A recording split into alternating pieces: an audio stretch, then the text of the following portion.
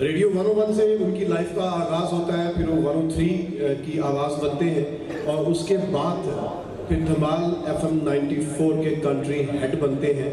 اور اس تمام تر جو ایکٹیویٹی کے اندر، اس تمام تر ان کے پروفائل کے اندر، جیسے ہی جیسے ان کا وقت جو ہے ریڈیو کے ساتھ اور علم کے ساتھ بڑھتا گیا، ان کے اندر ایک ایسی جو ہے وہ عاجزی اور ایسی ایک شخصیت پنپتی رہی جس کو آپ آج ملیں گے تو یقیناً آپ اس شخصیت سے محظوظ ہوئے بغیر نہیں رہ سکتے. میری مراد دھمال FM 94 کے کنٹری ہیڈ اینڈ بیزون ٹی وی نیٹورک کے CEO سے ہے، جناب بطور تعلیم میں تشریف لاتے ہیں احسن سید. میں بات اب سے کر رہا تھا کہ یہ آپ بھی ایک دم کھلکھلاؤ تھے، اور ابھی میں دیکھ رہا تھا کہ سب کی پارٹیسپیشن بہت زیادہ تھی، اور اس سے پہلے بھی ظاہر سی بات ہے سب لوگ اپنی ایکسپیرینس شیئرنگ آپ لوگوں کے ساتھ کر رہے تھے، لیکن بہت خاموشی تھی پیچھے. یہ ہے وہ کمیونیکیشن گیپ اصل میں جو ہمیں ملتا ہے اپنے گھر سے لے کے اور ہمیں یونیورسٹیز تک، اور اس کے بعد جس ایسی جگہ پر جاتے ہیں جہاں پر میرے جیسے خروش لوگ موجود ہوتے ہیں جن کو آپ امپلائمنٹ کے لیے جہاں پر ریکویسٹ کرتے ہیں.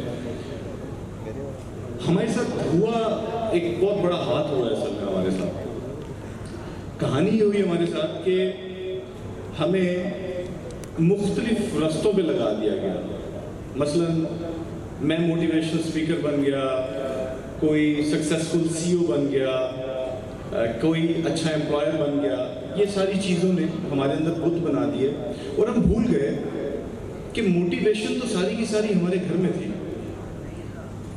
اور یہ وہ گھر تھا جہاں ہم اپنے باپ کو دیکھتے ہیں جو زندگی کی ہر تکلیف، پریشانی، نشیب و فراز سے گزرتا ہوا ہمیں اس قابل کرتا ہے کہ ہم اپنی زندگی میں کامیاب ہو سکیں.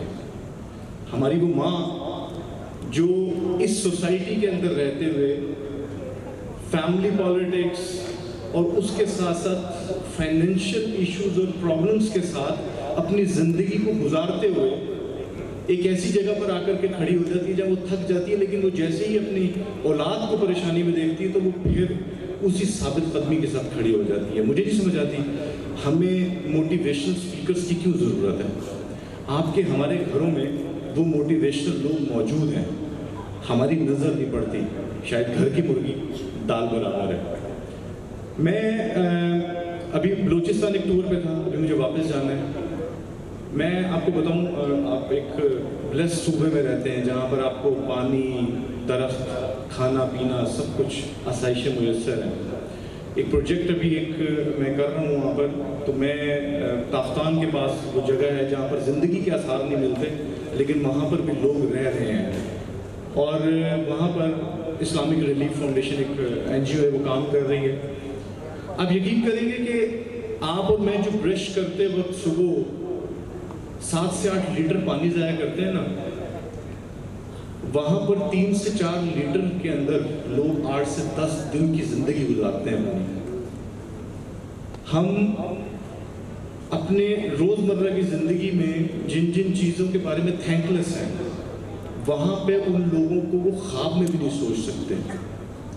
ہمارے ساتھ پرابلم یہ ہے کہ ہم لوگ اپنے آپ کو اور اپنے ارد گرد کی تمام چیزوں کو ایکسکیوزز بنا کر کے وہ فیلئر دوسروں پہ ڈالنا چاہتے ہیں. ابھی جو یہ ساری گفتگو چل رہی تھی اور جس پہ آپ ہنس رہے تھے اور سارا کچھ ہو رہا تھا، وہ ایک کمیونیکیشن گیپ ہے. اصل میں اس کمیونیکیشن گیپ کو ختم کرنے کی ضرورت ہے. اور اس میں جہاں پر اساتذہ، میں چاہتا ہوں یہ جو ہماری جو آگے سکسیسفل لوگ بیٹھے ہوئے ہیں، یہ ان کی ذمہ داری ہے. مجھے آپ لوگوں کی گرومنگ سے زیادہ لگتا ہے کہ ہماری گرومنگ کی ضرورت ہے کہ جو ہم لوگ اپنے چھوٹوں کو یا آئندہ آنے والوں کو راستہ نہیں دے پا رہے ہیں. آپ ہمارا مستقبل ہیں اور آپ کے لیے ہمیں وہ سارے آثار پیدا کرنے پڑیں گے جو کہیں نہ کہیں اس میں ہم سب ہرڈلز بنتے ہیں.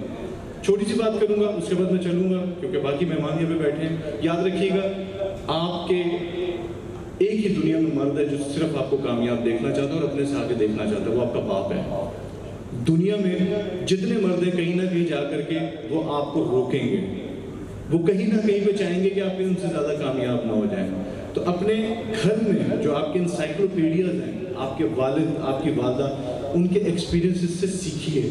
انہوں نے زندگی میں بے شک ایک گیپ ضرور ہے، اور وہ جو بھی تھوڑی دیر پہلے خان صاحب بات کر رہے تھے کہ ہمارے گھروں میں آ کر کے وہ جو ایک فلمی ڈائلاگ ہوتے ہیں وہ بالکل ایگزسٹ کرتے ہیں، لیکن slow and steady wins the race آپ وہیں سے سیکھیں گے۔ آپ آئی ٹی اور مشینری کے دور میں ہم آ چکے ہیں جہاں پر ہم جیسے چاہتے ہیں کہ واٹس ایپ کرنے کے بعد رپلائی فوراً ہمیں آ جائے، تو ہم زندگی میں کمانا بھی اسی طریقے سے چاہتے ہیں، ہم زندگی میں آگے بھی ایسے ہی بڑھنا چاہتے ہیں، لیکن اس طرح ممکن نہیں ہے۔ یہاں پر بھی خرم بھائی بیٹھے ہوئے ہیں، اس گھرانے سے میں بہت اچھی طریقے سے واقف ہوں۔ میں جب ظفر انکل کی زندگی کے بارے میں، اور میں بہت جگہوں پہ اس بات کو کرتا بھی ہوں، جو خرم بھائی کے والد محترم ہیں، انہوں نے جو اپنی زندگی کا سفر کیا، اس سفر کے اندر آپ اگر اس کو سوچیں گے تو آپ کو پتہ چلے گا کہ ایک تکلیف دہ مرحلے ہیں، ان سے گزرتے ہوئے وہ کہاں پر آگے کھڑے ہیں کہ آج ان کی دوسری تیسری نسل جو ہے وہ لگژری زندگی گزار رہی ہے۔ لیکن کیونکہ آپ کو اور ہمیں موجودہ وقت کی لگژری کو دیکھنا ہے اور ہم چاہتے ہیں کہ اس کو ہم فوری طور پہ حاصل کر لیں، یہ ممکن نہیں ہے۔ Slow and steady wins the race, اور اللہ تعالیٰ کی مدد آپ کے ساتھ ہوگی تبھی جب آپ صبر کا دامن ساتھ رکھیں گے۔ شکریہ۔